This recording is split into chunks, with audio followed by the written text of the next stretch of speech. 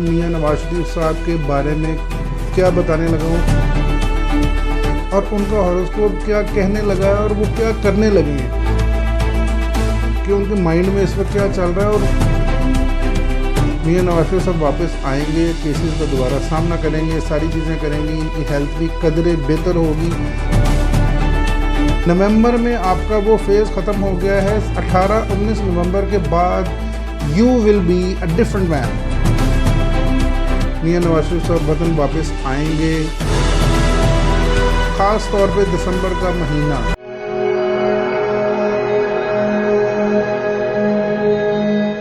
बिस्मिल्लाहिर्रहमानिर्रहीम, अस्सलाम वालेकुम व्यूअर्स। उम्मीद आप सब खैरियत से होंगे। वीकली हॉरोस्कोप तो मैं देता ही रहता हूँ, हर वीक आते हैं, उससे आप जो है वो फ़ायदा भी उठाते हैं और आपको फ़ायदा उठाना भी चाहिए, क्योंकि हम अपने एस्ट्रोलॉजी के जो नॉलेज है इसके मुताबिक आपको गाइड करते हैं कि आपका नेक्स्ट वीक आने वाला, ये जो प्रेडिक्ट करते हैं ये कोई इल्हाम नहीं है, कोई गैब का इल्म नहीं है। हम अपनी जो नॉलेज है उसके बारे में, उसके हवाले से आपको गाइड करते हैं कि ऐसा होने के चांसेस हैं, ऐसा होने के एस्पेक्ट्स हैं। और अल्हम्दुलिल्लाह बहुत सारे लोग इससे इस्तेफ़ादा लेते हैं और चीज़ें काफ़ी सारी बेहतर अपनी कर लेते हैं। कई बार कुछ चीज़ें नेगेटिव चल रही होती हैं, कुछ प्लैनेट्स नेगेटिव होते हैं, उस दौर में कुछ लोग जो है वो बेहतर हमारी जो बताई हुई चीज़ें हैं उससे गाइडेंस हासिल करते हैं।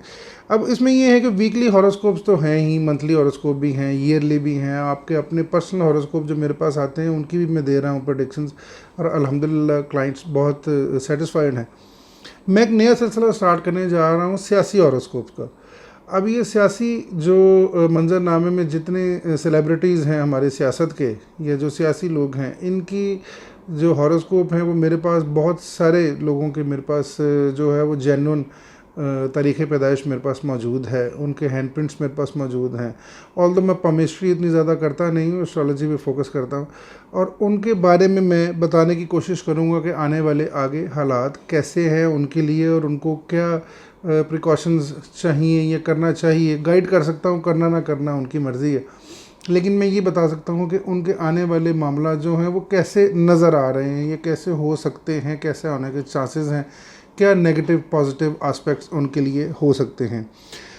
आज बहुत सारी फरमाइश थी कि मियां मोहम्मद नवाज शरीफ जो इस वक्त अपने इलाज के लिए मुल्क से बाहर हैं और उनको ऊपर करप्शन के इल्ज़ामात हैं और बहुत सारे स्कैंडल्स उनके जो हैं वो सामने आए, और उसके बाद उनकी स्पीच भी काबिल ज़िक्र रही, और नेशनल मीडिया के ऊपर भी उनकी बहुत सारा डिबेट होती रही उनकी स्पीच पे, उनकी ज़ात पे, उनकी करप्शन पे, और गवर्नमेंट भी कहती रही। मैं उनका हॉरोस्कोप आज पढ़ने लगा हूँ। मेरे पास जो उनकी तारीख़ पैदाइश है वो 25 दिसंबर 1949 है, और सुबह 11:15 बजे का टाइम इनका मेरे पास मौजूद है। और क्योंकि हॉरोस्कोप के मुताबिक कैप्रिकॉर्न है, कैप्रिकॉर्न और मरकरी ये दोनों एक ही घर में इनके असेंडेंट में हैं। कैप्रिकॉर्न होने के हवाले से इनको जो 3 बार वज़ीर-ए-आज़म बनने का मौका मिला वो इसी वजह से मिला कि अच्छे एडमिनिस्ट्रेटर हैं, अच्छे तरीके से लीड कर सकते हैं।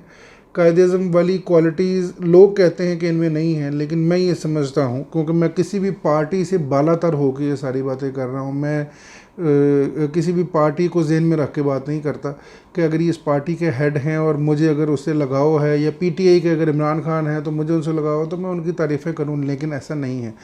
इनकी ज़ात में बहुत सारी प्रॉब्लम्स भी आई, बहुत सारे इश्यूज़ को इन्होंने फ़ेस किया। वो क्यों फ़ेस किया वो भी मैं डिस्कस करता हूँ। फ़िलहाल कैप्रिकॉर्न होने के हवाले से, और इनका जुपिटर जो है वो वीनस के साथ इनके 2nd हाउस में, वीनस डील करता है पॉलिटिक्स को, साथ उसके जुपिटर बैठ गया, उसके साथ वो उसको पॉइस भी कर देता है।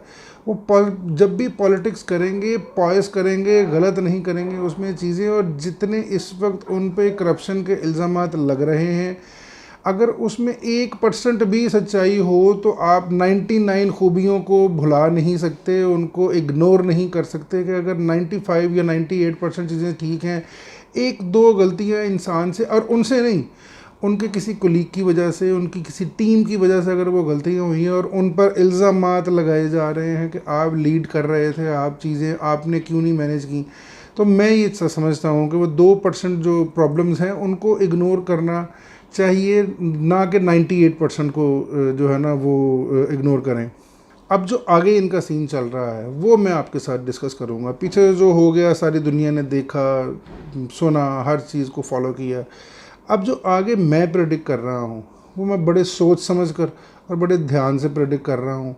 इस चीज़ को गौर से आपने सुनना है कि मैं मियां नवाज शरीफ साहब के बारे में क्या बताने लगा हूँ, कि आगे उनका हॉरोस्कोप क्या बोलता है और उनका हॉरोस्कोप क्या कहने लगा है और वो क्या करने लगे हैं।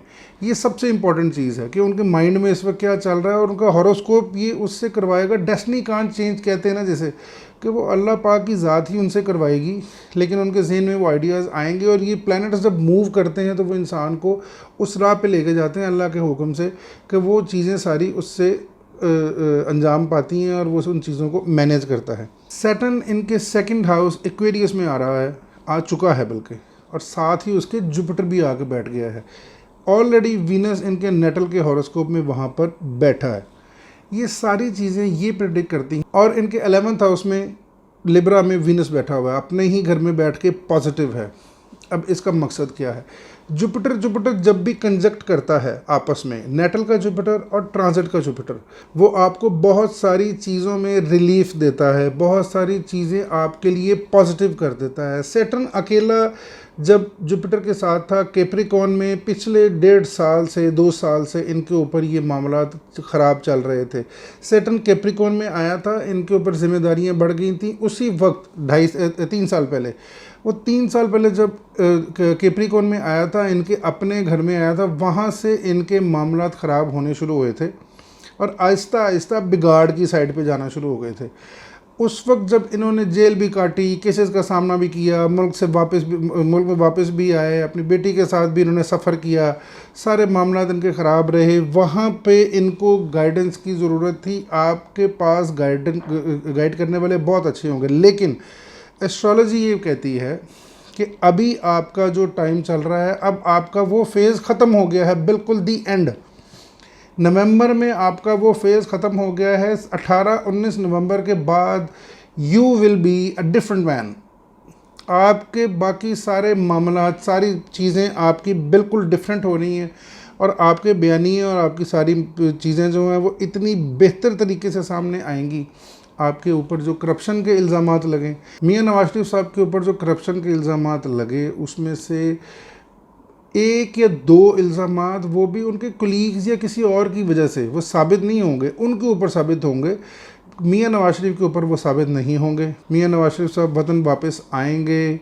2021 का फर्स्ट क्वार्टर बड़ा इंपॉर्टेंट है, ख़ास तौर पे दिसंबर का महीना। कोई ऐसा बयानिया या ऐसी चीज़ नैब की तरफ से या किसी और तरफ से आएगी कि कोई कॉम्प्रोमाइज़ वाली पोजीशन आ जाएगी कि चीज़ें हमसे हुई नहीं या कुछ साबित नहीं हो सकी या ऐसा नहीं हो सका।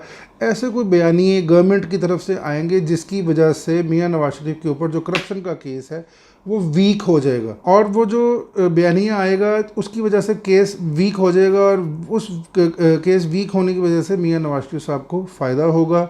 और फर्स्ट क्वार्टर, जनवरी और फरवरी के जो क्वार्टर आ रहे हैं 2021 के, इसमें मियां नवाज शरीफ साहब वापस, वैसे तो तकरीबन 12 दिसंबर से ये टाइम स्टार्ट हो जाएगा आपके वापस आने का। मियां नवाज शरीफ साहब वापस आएंगे, केसेस का दोबारा सामना करेंगे, सारी चीज़ें करेंगी, इनकी हेल्थ भी कदरे बेहतर होगी। और जनवरी का पहले जो फर्स्ट क्वार्टर आ रहा है 2021 का, जनवरी, फरवरी और मार्च, सियासी हवाले से बहुत इम्पोर्टेंट वाला है, बहुत ज़बरदस्त है और आपको सारी फेवर्स मिलेंगी।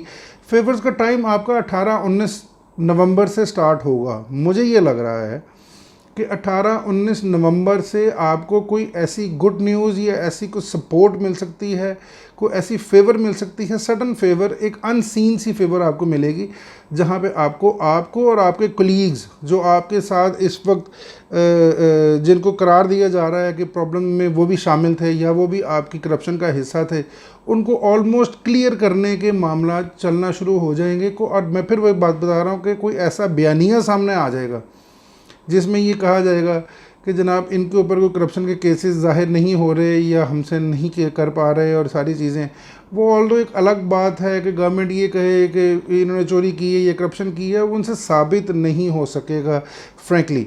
और दोबारा पाकिस्तान की सियासत में मियां नवाज शरीफ साहब इन होंगे और इन होकर दोबारा से हलचल आएगी सियासत में, और काफ़ी सारी चीज़ें जो हैं आपकी फेवर्स में, मियां नवाज शरीफ साहब की फेवर्स में जाएंगी और आपको फ़ायदा होगा। मियां नवाज शरीफ साहब को बस ये ख्याल करना है अभी जो आगे आने वाला टाइम है कि इस वक्त जो उनके साथ लोग खड़े हैं, जो इस वक्त सपोर्टिव मोड में खड़े हैं, वही लोग इनके साथ आगे भी चलेंगे और वही लोग इनको फ़ायदा पहुंचाएंगे, और उन्हीं लोगों की वजह से जो इस वक्त इनके साथ शाना बशाना खड़े हैं वही लोग इनके असल कारकुन है, और वही इनको आगे जो लाइफ आ रही है सियासत की उसमें बहुत सारा फ़ायदा पहुंचाने वाले हैं। और उनकी वजह से मियां नवाज शरीफ साहब, उनकी पार्टी बहुत ज़्यादा स्ट्रॉन्ग होगी और स्ट्रॉन्गली सियासत में जो है ना अपना मकाम जो बन रहा है या जो थोड़ा बहुत डीफेम करने की कोशिश की गई है उसको वो ज़ायल करेंगे। वो डीफेम के जो तासुर बना हुआ है, और दोबारा सारे मामला बिल्कुल ठीक होंगे। हेल्थ वाइज आपकी हेल्थ बहुत बेहतर होने के चांसेस हैं। जैसे ही आपका दिसंबर शुरू होगा मियां नवाज शरीफ साहब की हेल्थ बहुत बेहतर हो जाएगी और वहाँ पे जाके ये एक्टिवली रोल अपना सियासत में प्ले करेंगे। बाकी हॉरोस्कोप के बारे में भी आपको बताते हैं। अभी मियां नवाज शरीफ साहब का हॉरोस्कोप यहाँ तक मैंने पढ़ा है। नेक्स्ट वीक आपको इनके बारे में और चीज़ें बताऊंगा, एक एक करके चीज़ें एक्सप्लोर करेंगे ताकि मियां नवाज शरीफ साहब के बारे में या जो सुनने वाले हैं, देखने वाले हैं, उनको भी आइडिया हो कि चीज़ें हॉरोस्कोप किस साइड पे इंसान को लेके जाते हैं और कैसे कैसे इंसान को गाइड करते हैं। और अगर उन गाइडेंस पे एस्ट्रोलॉजी के हवाले से या एस्ट्रोलॉजी के अकॉर्डिंगली अमल दरामद किया जाए तो वो चीज़ें खासी फ्रूटफुल हो जाती हैं। नेक्स्ट हॉरोस्कोप में आपको बताएंगे अब कौन से सियासी शख्सियत के बारे में आपको बता रहे हैं और उनके बारे में डिटेल्स बताएंगे। चैनल ज़रूर सब्सक्राइब कीजिएगा, बेल आइकॉन को प्रेस कीजिएगा, आपको इस तरह की अपडेट्स मिलती रहेंगी। Thank you very much.